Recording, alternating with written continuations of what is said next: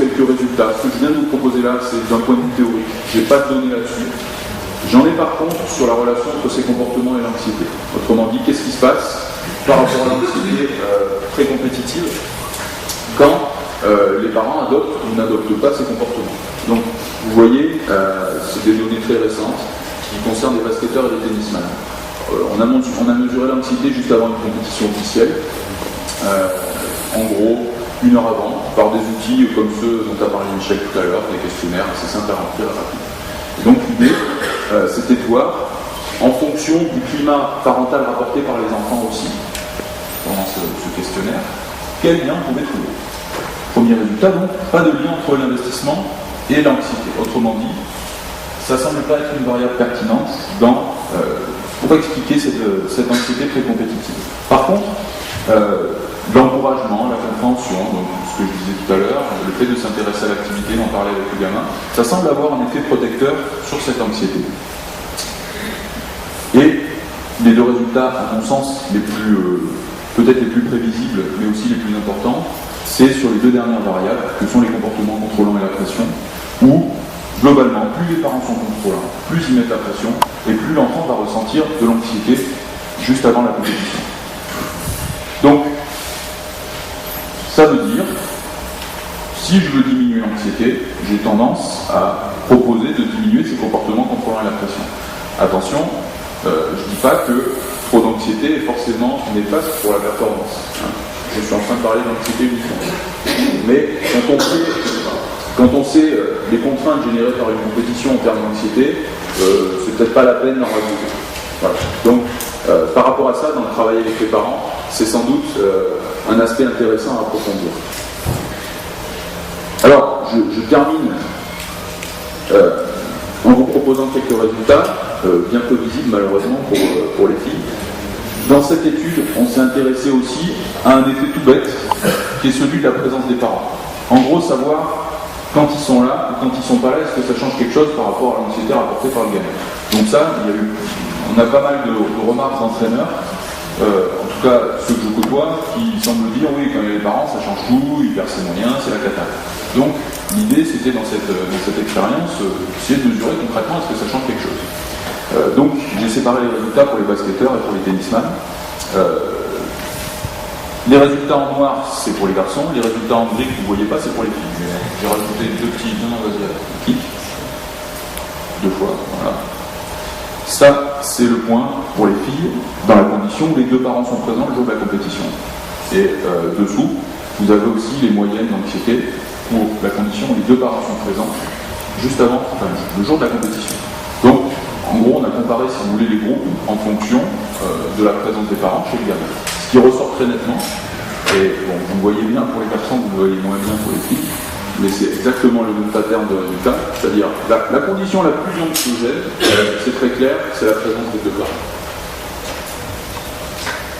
Donc ça veut dire, encore une fois, je ne dis pas que c'est forcément néfaste pour la performance, mais je dis, voilà, ça crée de l'anxiété.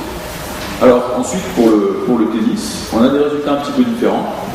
Pour les filles, on a à peu près le même style de résultat. Là, quand il y a les 2 parents, ça semble quand même venir un peu plus d'anxiété. Par contre, pour les garçons, c'est peut-être la présence du père qui est un peu plus anxiogène, mais d'un point de vue statistique, c'est pas très très clair. Voilà.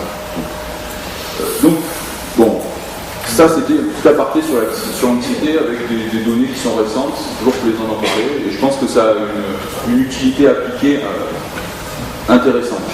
Donc ça veut dire, d'un point de vue très concret, situation avec des parents qui ne sont pas forcément là d'habitude, ça risque de changer des choses au niveau de l'anxiété très compétitive. Dernière question, à laquelle il me reste à répondre, la question des relations sociales. Comment est-ce que les parents peuvent amener l'enfant à se sentir socialement intégré si on veut développer sa motivation? Alors c'est une question un peu compliquée. D'une part parce qu'il n'y a pas vraiment de données empiriques sur cette question, je n'ai pas d'études dans ma besace à vous sortir pour vous dire uniquement. Et l'autre problème, c'est que si on dit, ben oui, il faut essayer d'aider l'enfant à avoir des amis, à se côtoyer, valoriser son sentiment d'appartenance sociale, ça pose le problème de certains contrôles relationnels. Alors évidemment, quand on est parent, on n'a pas envie que nos gamins traînent avec n'importe qui. Mais en même temps, quand on fait ça, et quand on veut trop contrôler les relations, eh bien, on est face au risque de ce problème de l'autonomie, hein, puisque dès l'instant où je contrôle un peu trop ce qui se passe, je risque d'avoir l'effet inverse que je voulais obtenir. Donc, j'ai pas vraiment de solution sur ce point, très honnêtement. La seule chose que je peux proposer, c'est de dire, l'idée, c'est essayer de donner des savoir-faire, des savoir-être, dont on a parlé, apprendre aux enfants à savoir vivre avec les autres. Et c'est peut-être comme ça qu'ils auront, entre guillemets, des outils pour créer des relations satisfaisantes avec les gens qui côtoient. Donc, pour conclure,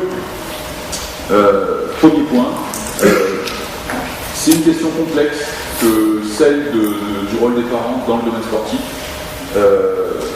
même si elle est bien réelle. C'est-à-dire, quand on parlait de la formule consacrée tel père tel fils, qu'on utilise souvent dans un langage courant, effectivement, d'un point de vue scientifique, on peut attester que ça se vérifie plus ou moins. Pourquoi ? L'effet des attentes, attention aux idées reçues, attention à ne pas enfermer les gens dans la représentation qu'on s'en fait. Pourquoi ? Parce que ces représentations nous amènent à nous comporter d'une certaine manière qui peut favoriser la réalisation de ces comportements. Donc si j'ai des attentes positives, tout va bien. Par contre, si j'ai des attentes négatives, là, danger. Deuxième processus dont je parlais, le poids des modèles. Je suis exposé à un modèle, je le copie, j'intègre ses valeurs. Faire ce que je dis et dire ce que je fais, c'est peut-être la meilleure manière de travailler là-dessus. Avant-dernier point, le climat parental. Attention surtout aux deux dimensions contrôlantes. Mettre la pression, dicter des comportements à produire, c'est souvent contre-productif en termes de motivation. Pourquoi ? Parce que ça diminue fortement ce sentiment d'autonomie qui est vital pour nous tous. Si je vous disais, non, finalement, on reste encore une demi-heure avant d'aller manger parce que je l'ai décidé, sans doute que vous ne savez pas trop d'accord. Moi non plus, d'ailleurs, je ne. Mais d'un point de vue motivationnel, c'est complètement contre-productif. Dernier point, le modèle que je vous ai proposé sur la motivation, il est relativement simple. C'est effectivement des données théoriques. Je crois que l'intérêt de ces choses-là, au-delà de la compréhension, c'est avoir un filtre en fait pour comprendre son regard. Et la préparation mentale, je crois que c'est aussi ça qui est important, au-delà des outils, des expériences pratiques qui ont pu être présentées. C'est important d'avoir des filtres pour guider nos observations.